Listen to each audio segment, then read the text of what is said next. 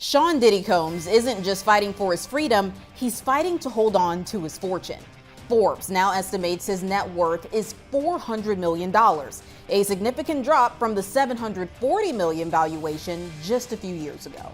But that number could shrink even more. Federal prosecutors are moving to seize assets tied to the alleged criminal activity. The man once known as Puff Daddy, P. Diddy, and finally, Love, has learned the cruelest lesson of all: fame is fleeting, but legal consequences are absolute. Sean Combs, the architect of a billion-dollar hip-hop empire, watched his financial kingdom dissolve not just in months. Once considered a billionaire with a vodka line, a TV network, and a clothing brand, Sean Combs' fortune has taken a major hit. Forbes estimates his net worth is roughly $400 million, nearly half of what it was just a few years ago. Both his Beverly Hills and Miami mansions were raided in March of 2024 as part of the investigation into his alleged crimes. And that number may continue to drop as Combs faces a federal trial and a Justice Department forfeiture action that could cost him his empire. An empire that prosecutors allege was built, at least in part, through a pattern of criminal activity, including alleged sex trafficking, drug distribution, and violence, all used to advance what they call a racketeering enterprise. In the unsealed indictment, prosecutors outline how his business and personal assets allegedly played a role in carrying out or concealing the crimes. This means any assets connected to the behavior, even indirectly, could be seized, including real estate, companies, vehicles, and aircrafts. Now, his $60 million private jet has reportedly already been sold. The Beverly Hills estate is currently on the market for $61 million. And while Combs still owns his $48 million Miami mansion, a judge denied his request to use it as collateral for bond. In week 2 of testimony, Homeland Security Special Agent Gannon took the stand. Gannon, who helped lead the March raids of Combs' homes, walked jurors through photos of the items seized. Among them, parts of AR-15 style rifles with the serial number scratched off, loaded magazines, a Gucci bag reportedly filled with ketamine and MDMA, and personal items like lingerie and dozens of bottles of baby oil and lubricant. Prosecutors say this evidence is critical to establishing the elements required under federal racketeering laws, helping them show a pattern of alleged crime, criminal behavior used to sustain or conceal the enterprise. In an effort to protect what's left of his assets, Combs hired Stefan Casella, former deputy chief of the Justice Department's asset forfeiture and money laundering section, to fight the forfeiture action. If the jury finds Combs guilty, it will be up to them to determine how much of Combs' assets are subject to forfeiture. Anything forfeited after a conviction could be used to support alleged victims. Sean Combs denies all allegations. And to help us break down what's at stake, I'm joined by Jim Trusty. He's the former chief of the Department of Justice, Organized Crime and Gang Section. Jim, thank you so much for coming on today. Sure. Good to be here. So, Jim, let's start with the forfeiture. This isn't just about prison time anymore. Prosecutors want his empire. From what you've seen in the filings, how aggressive is this?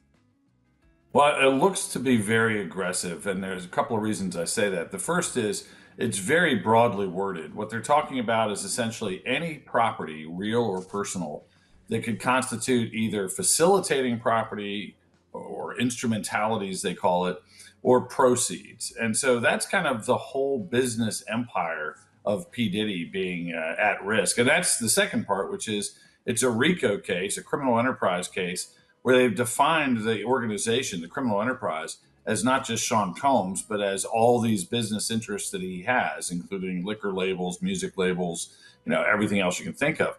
So they've set it up in a way where when they get to a forfeiture phase, if there's a conviction, the sky's the limit, and it looks like they're going to try to take. But almost overnight, in the wake of his courtroom downfall, this is the story of how Diddy lost everything, how his entire fortune, which he once boasted was in the billionaire stratosphere, vanished into a black hole of legal fees, lost deals, and crippling liability.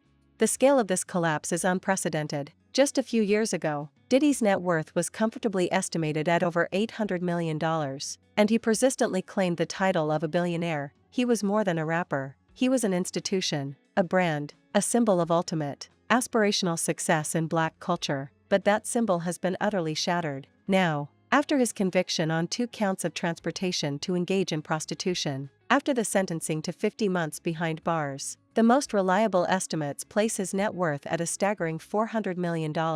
That's a loss of over half his peak fortune, a $500 million destruction of wealth, and the bleeding is far from over. The vanishing act of Diddy's fortune can be traced directly to the moment the public and, more important, Is that normal, though, for the government to file something so broad? I've seen it before. I mean, in the context of racketeering cases, you tell a much more complete story in a RICO case. You don't just focus on a particular moment in time or a crime. You tell the whole story of this criminal enterprise, which lends itself to big forfeiture moments. And so it's not totally unusual to see it this broadly worded. What I think is a little unusual is it's not very specific in terms of any preliminary seizures. It looks like they haven't actually seized anything yet, even though they executed search warrants and looked for evidence of things. And so a lot of times you'll see listings in there of bank accounts, automobiles, jets, whatever, that the government has already preliminarily seized to make sure it's still going to be available at the time they do a forfeiture hearing. So this one, it's a blank slate. And it's blank enough where if you're the defense attorney and you get to this next phase, which, by the way, is supposed to be with the same jury. They may not know that yet. But that second phase would be one where you really would say to the judge, I don't have any notice here, Your Honor. This is so broadly worded. I need to particularize it, have a chance to digest it, and perhaps bring in expert testimony on both sides about kind of legitimate sources of income versus illegitimate ones. And you mentioned that, they're also linking his company. So maybe that's his, record studio, or maybe that's, his vodka line. But how does something like a vodka line, how can that potentially even be mixed up with this? How can they say that that's linked to an alleged crime? Yeah, it's really one of two or maybe even three ways. One is if there's somehow a tie-in where that property, that business was used to facilitate the freak-offs that are in the indictment, for instance, or obstructionist behavior. So if they literally used a record studio for a party and the record studio belonged to one of his companies, you could say that actually facilitated or was an instrumentality to support the criminal conduct. The other way is essentially if it is a proceed, if it was essentially built on money that comes from illegal activity. And then thirdly, and this is where it gets really crazy confusing, so I'll keep it short. Sometimes there's something called substitute assets where the government says, okay, we realize that particular asset, that car, that piece of art was not actually bought by proceeds or served to contribute to the crime. But because we can't find enough to satisfy the overall amount we're owed, we're going to take it as a substitute asset. It's a very government-friendly area, this whole idea of federal forfeiture. And again, I think they're in a position where they might have their mitts on almost anything he's ever touched. And how do they decide just that number that they're looking for? Is there kind of like a flat out number that the government, when charging with these types of cases, that they say, hey, we're looking for 50 million, we're looking for 60 million? How do they decide how much? Yeah, that's a great question. Look, that is an easier task in some circumstances where you have a fraud situation where you can tell the amount of victimization and say, well, look, it adds up to 2.5 million, and they put that in the forfeiture indictment. They don't have that here. In a drug case, for instance, you might say, well, they were responsible for 10 kilograms of cocaine. A kilogram's about 30,000. So we're looking for 3 million, do the math. Here, it's much more wide open. I think you're looking at an actual trial within a trial if we get to the forfeiture phase, where there's going to be experts saying this is money that's untouched by any sort of criminal enterprise from the defense side, and maybe a forensic auditor from the FBI saying, here's why we're entitled to all these types of proceeds or instruments. So it is a wide open battlefield. It's going to be kind of a textbook example of how deep the government tries to reach for forfeiture if they get to that point. At what point does that kind of strategy? Corporate America could no longer ignore the horrific allegations. The foundation of his supposed billionaire status was his strategic partnership with the beverage giant Diageo, a deal built on the backs of Ciroc vodka and De Leon tequila. This was his financial engine, a source of recurring, immense income and undeniable status. When the lawsuits began to pile up, when the accusations grew too dark, that partnership was the first domino to fall. Diageo ended the relationship. The terms of the breakup saw him receive a payout, but it severed his greatest, most consistent revenue stream, which was, in essence, the very soul of his business valuation. The deal that was once touted as potentially being worth $1 billion to him personally was gone, just like that, overnight. Next came the catastrophic drain of the civil lawsuits. Diddy settled with his former partner, Cassie Ventura, just 24 hours after her explosive lawsuit was filed. While the exact figure is confidential, industry experts say the settlement ran into the tens of millions. Strategy from prosecutors become legally risky for them, though. That's the thing. I mean, the court of public opinion every now and then turns on forfeiture. And, the idea of forfeiture is that you don't want people to not just get away with crime, but profit from it. Being criminally prosecuted and put in prison doesn't mean that you've lost the assets. And so the idea is to kind of make things even, to hold people accountable, to not let them profit from criminal activity.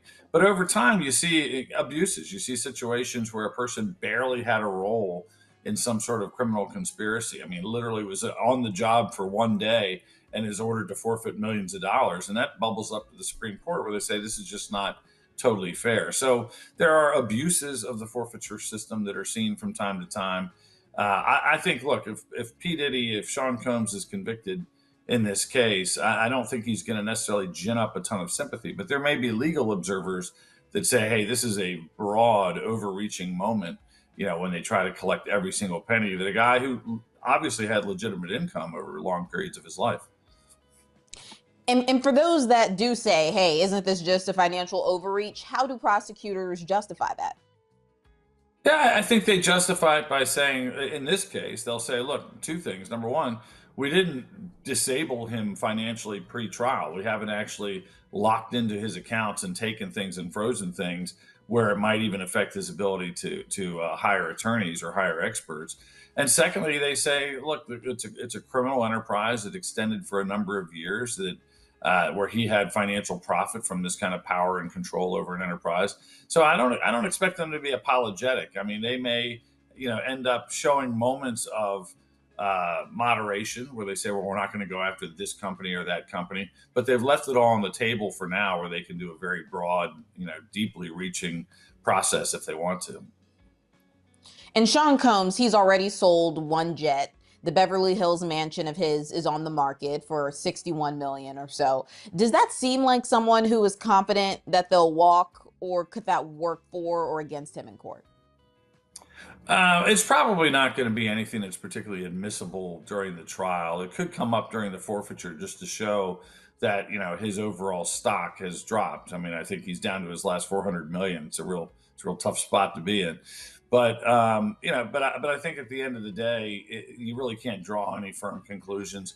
He knows he's got a battle of his life going on right now. I mean, this is a life eligible racketeering case. Doesn't mean he'll necessarily get life. It's not a mandatory sentence. But if the facts continue to be established of years of abusive and controlling behavior, it paints a pretty dark picture for him in terms of sentencing. And Sean Combs, he's now brought in Mr. Casella, someone who literally wrote the book on asset forfeiture. What's Casella's role likely to be here?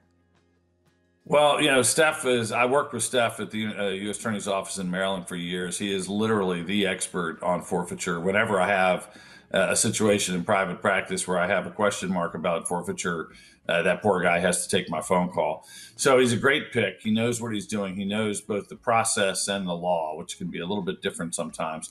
I think he's probably, getting them prepared for the types of challenges. And by the way, I don't know this from him, but I would guess that he's basically figuring out what are the types of challenges we could raise in a forfeiture phase. What are the deficiencies in the government's approach? In other words, are they not discounting lawful employment by Sean Combs? And frankly, some of it could even relate to like how he's spending money right now. When you have a broad forfeiture allegation, it's kind of hard to figure out, are they saying that I can't get attorneys of my choosing because I'm using proceeds of criminal activity? So I think he's probably giving a lot of very safe.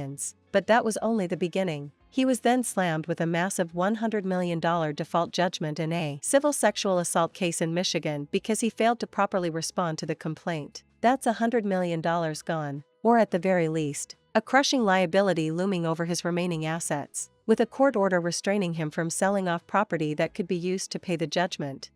Diddy's money is now flowing in only one direction, out. The costs of his top-tier legal defense in the criminal trial, An endeavor involving a team of the most expensive and high-profile attorneys in the country have been astronomical. We're talking about millions upon millions spent just to defend a name that, despite the partial acquittal on the most serious charges, is now forever synonymous with a life of documented depravity and abuse. His business empire has imploded. He was forced to sell his majority stake in Revolt TV, the media company he founded, an asset sale that, while providing needed liquidity, took away a major platform and future earning potential. The Sean John fashion line, which was once an industry leader, has collapsed. Guidance on how they walk through this process of dealing with a very broad, very deep, potentially deep-reaching forfeiture. Since he is so knowledgeable, and since, I don't know if there's anyone who's more knowledgeable than him in this specific department, do you think that bringing him in may challenge the government's playbook at all? I think it would certainly give them a moment of pause. Look, the reality is there's probably not a ton of time being spent worrying about forfeiture quite yet. They're probably figuring we'll get there when we get there. We got to try to get a conviction. But yeah, it's a shot across the bow. You see Steph Casella lining up on the other side, and you can say this about a lot of different type of expert witnesses and things where you say, wow, that's the king of DNA or the queen of forensic fingerprint recovery. So, I think it's a shot across the bow. They'll realize that they've got somebody that really knows their stuff on the other side, but that doesn't necessarily mean they change their approach in any way at this point. And there's this idea of facilitating property, that a business or maybe an item helped enable a crime. How direct does that link need to be? Yeah, we should ask Steph. But yeah, that's a great question. You have to be able to show, a significant link. It can't be just like this 6 steps removed kind of thing. Like there was a bottle of liquor that happened to be on the bar during one of these assaults, and he owns a liquor company, so therefore, the liquor, we can presume, facilitated the crime. You're going to have some, quantum of proof that's deeper than that. But it's very fact specific. And again, that's why I think you're probably looking, even though a lot of times forfeiture becomes a very small afterthought to a criminal trial, this one really has the potential to be a completely independent kind of mini trial, delving into his finances, delving into issues just like that. Like, how well connected can the government make these instrumentalities, these facilitating pieces of property? I think it's, inherently pretty difficult. But again, if you use a location, that's a little bit easier. If you say, I'm going to use my liquor company headquarters, or I'm going to use a record business studio to have one of these freak-offs, that becomes a much tougher climb for the defense to get out of it as an instrumentality. It's these kind of third time removed ones where they might have some success. And like how you said, we're not just talking about past behavior here. Prosecutors say that this was ongoing. Does that make asset recovery just a little bit easier for them? Yeah, in general, I'd say yes. Because you're talking about a period of years, and you're going to have, during these trials, you're going to have very specific stories from witnesses that say, I was there when X happened at this particular location. But you're probably going to get broad characterizations too. Like, he would always, use his liquor to get people drunk before these freak-offs. Or there were times where we met and discussed how we were going to do this at office X or home Y. Or how planes were used. It might not be a specific moment, but he might have somebody that says, I was at the airport when his private plane brought prostitutes here. So you might not have the precision that you'd have with kind of a single event trial, but you're probably going to have pretty significant stories that, again, tie these properties into the possibility of being forfeited. How much of a role does public perception play here? Have we seen the DOJ make strategic decisions based on headlines? Well, overall, sure. We could probably point to all sorts of cases that you could, I think, fairly characterize as a little bit of trophy hunting, where the Department of Justice or even non-federal prosecutors, think this is my great case, and they like the headlines that come with it. But look, I don't think this is an example of a case that's being brought in bad value. With his exclusive deal with Macy's ending, his music catalog and publishing rights, while still incredibly valuable, are being eroded. The value of his creative output has been permanently stained by the moral weight of his conviction. Who is rushing to associate with the bad boy brand now? The answer is no one. Listen up. The story you thought you knew about Sean Diddy Combs is over. The curtain has dropped on the endless parties, the private jets, the champagne toasts. We are not talking about a simple downturn. We are talking about a catastrophic financial implosion. Diddy's fortress of wealth, which he spent 30 years building, has essentially vanished overnight in the wake of his total courtroom and legal downfall. This is the financial reckoning for a man who thought he was untouchable.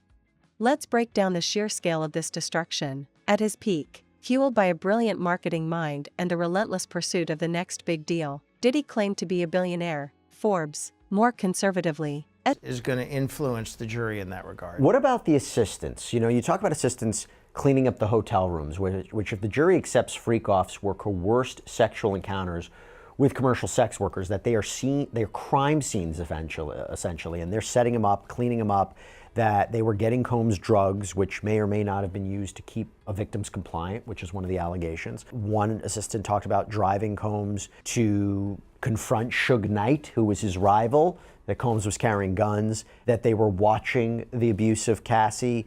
One testified about having to buy some materials to maybe stop her swelling, maybe cover up.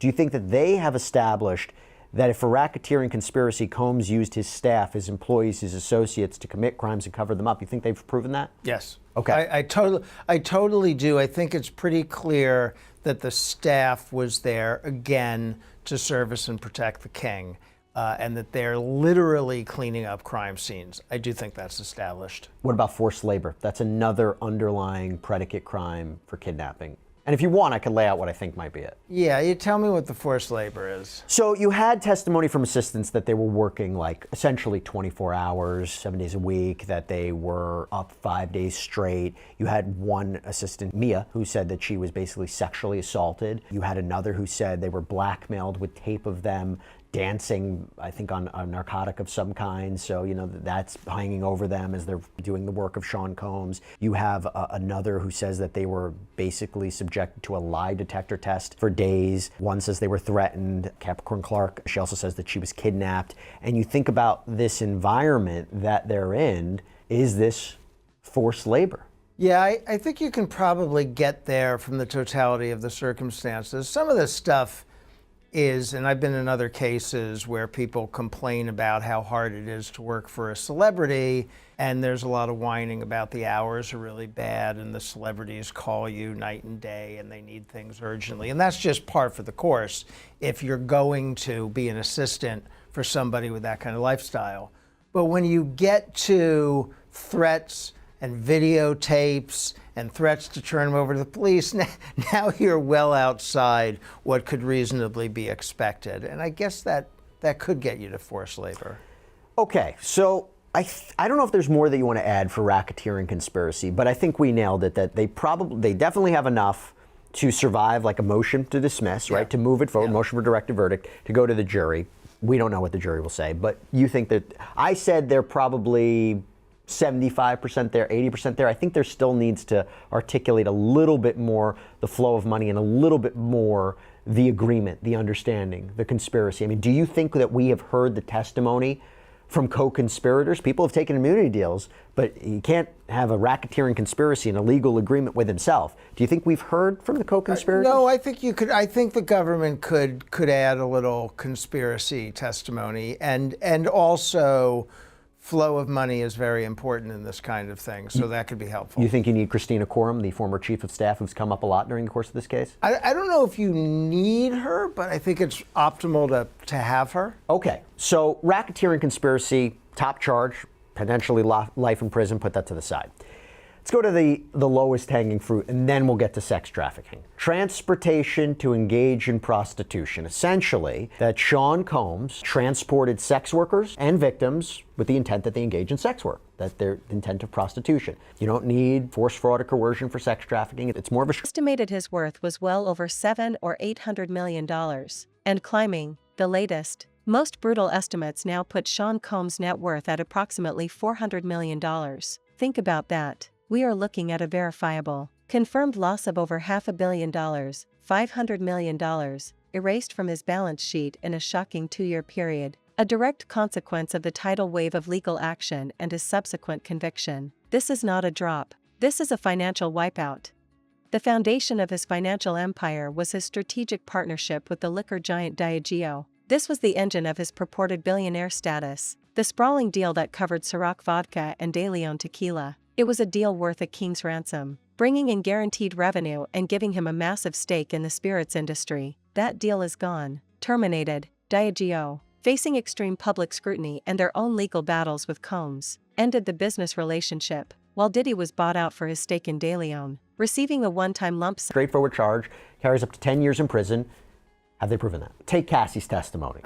She claims that freak-offs happened in multiple locations, multiple cities. So if the jury accepts all these episodes were sex work, right? She's having sex or sexual relations with people who are being paid sex work. She also testified that the male performer, the escort, who was allegedly in the room at the LA Intercontinental Hotel in 2016 was named Jules.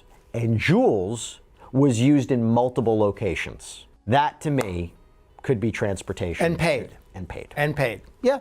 I think that is. You have a little bit of a risk if you're the prosecution that the jury is going to conclude that these were all willing participants and this wasn't really prostitution, this was a sex party. I think as a technical matter, if you pay a prostitute to come to another state and have sex with people, that is sex trafficking. That is exactly what that is. And if he had Cassie do the payments and arrange it, could he still be found guilty? Sure. It's his money. He is a participant in it. He knows it's happening. I don't think he can get out of it. Just because he's not the bag man on that one, I don't think he gets out of it. So now we got 2 charges down. Let's talk about sex trafficking of Cassie Ventura. So, in order to prove that, the government would have to show that force, fraud, coercion was used for her to be induced into engaging into these non-consensual episodes, these freak-offs with commercial sex workers. Maybe even, if you want to say whether they're paid or not, something of opportunity was dangled over her head, whether or not she was given something to engage in sex, talk about financial control, things of that nature. Has the government proven sex trafficking, which, by the way, has a mandatory minimum of 15 years in prison? Have they proven it? So my view is yes, but I do understand where there could be a difference of opinion here because it's a question of fact. Was she compelled to engage in the activity she engaged in? There's no question that she engaged in the activity, right?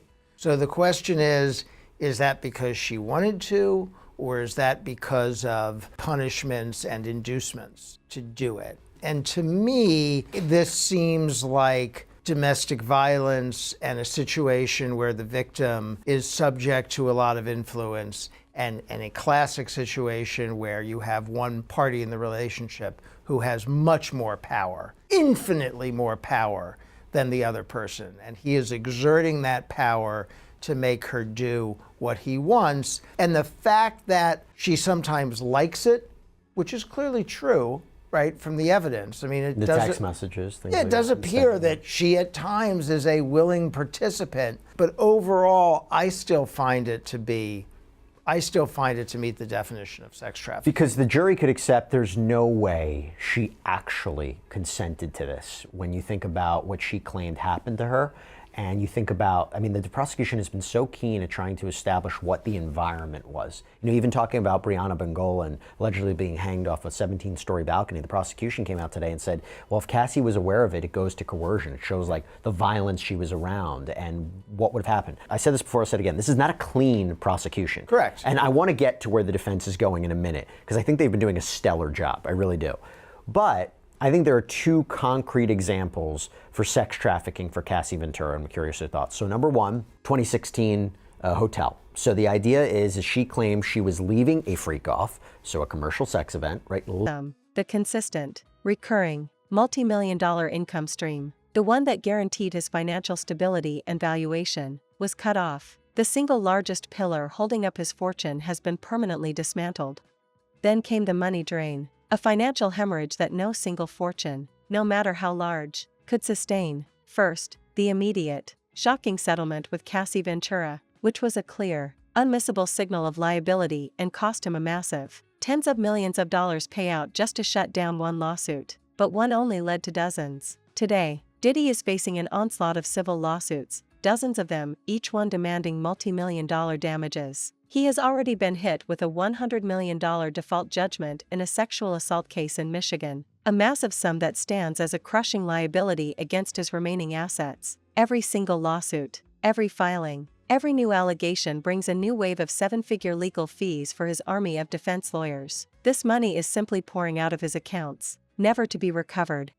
The physical assets that once symbolized his wealth are also being liquidated or threatened. His private jet has reportedly been sold. His multi-million-dollar luxury properties, the very backdrops for the alleged activities detailed in countless legal filings, are either on the market or face the threat of seizure to satisfy the endless stream of settlements and legal judgments. He is in the process of selling the symbols of his once untouchable power just to feed the ravenous beast of his legal debt.